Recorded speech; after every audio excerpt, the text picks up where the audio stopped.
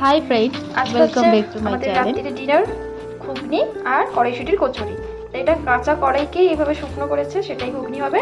তার জন্য প্রেশার কুকারে এটাকে সেদ্ধ করে নিতে হবে। তার সাথে দেবো হচ্ছে এই যে ডুমো ডুমো করে কাটা আছে আলু। চলো বসানো যাক, দিয়ে সেদ্ধ করার জন্য এটাকে গ্যাসে বসিয়ে দিই। মাটনের কিমা দিয়ে ঘুগনি হবে, তার জন্য দেখো কড়াইতে এগুলো পেঁয়াজ সবজি কিনে এগুলোকে তেলের মধ্যে দিয়ে ভেজে নিচ্ছি। আর এদিকে আলু আর মটর কড়াই সেদ্ধ হয়ে গেছে। এখানে হচ্ছে আদা রসুন পেস্ট করা, এখানে আছে চিকেন কিমা আর দিচ্ছে লবণ। মাংসের কিমাগুলো তেলের ওপর দিয়ে দিচ্ছি, এগুলো এটাকে ভাজা করবো।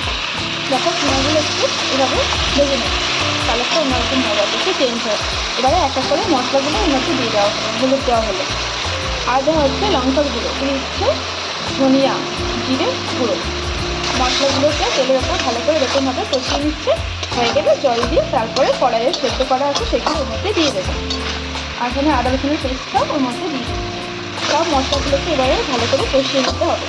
এখন মশলাটা কষানো হয়ে গেছে, এবার কড়াই সেদ্ধটা ওর মধ্যে দিয়ে দিচ্ছে। ভালো করে একটু নাড়তে হবে, তারপরে জল ঢেলে এটাকে আবার ফোটাতে হবে ভালো করে। দেখো আমাদের ঘুগনি টকবক করে ফুটছে, বেশ খানিকক্ষণ এটা ফুটবে, তারপরে এটাকে নামিয়ে দেবো মেথি পাতা আর ঘি ধনিয়া পাতা দিয়ে। এর মধ্যে দিয়ে দেওয়া হচ্ছে ধনিয়া পাতা, টকবক করে ফুটছে। এটা হচ্ছে কসুরি মেথি, ঘি দিয়ে এটাকে এবার নামিয়ে নেব।